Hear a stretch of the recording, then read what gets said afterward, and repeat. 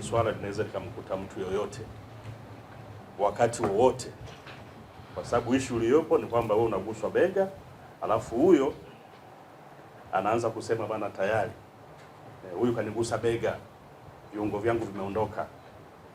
Kwa tunaweza kuwa tunatembea, mheshimiwa Lasi hapa nikawa naye jirani, alafu mimi nikamsakizia tu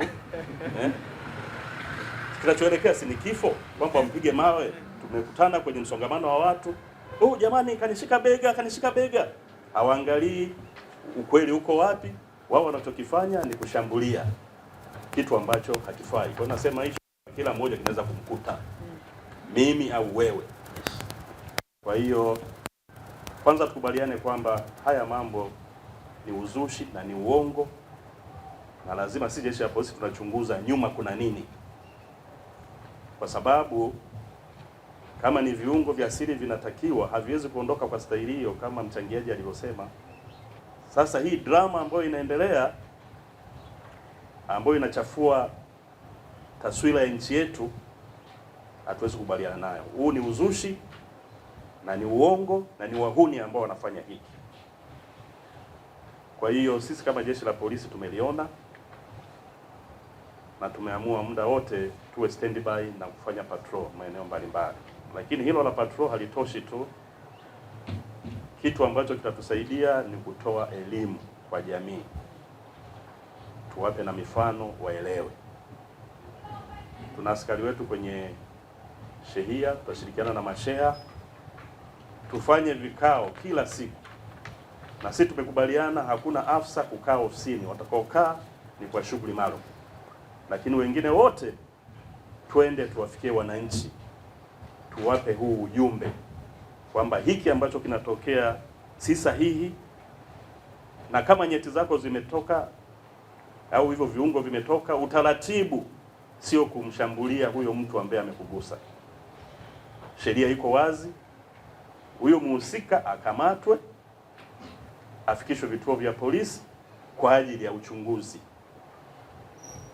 na ikibainika kuna hatia basi atafikishwa mahakamani.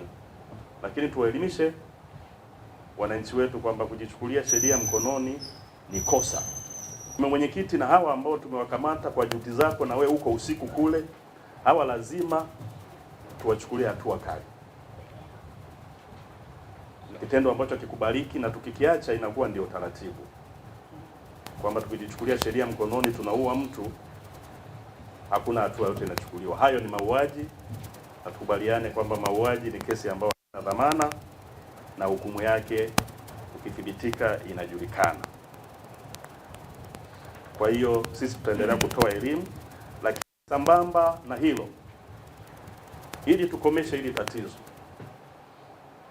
ni kuwakamata na kuwachukulia hatua wale ambao wanaleta uzushi kwamba mimi nimeshikwa bega na viungo vyangu vya siri vimeondoka.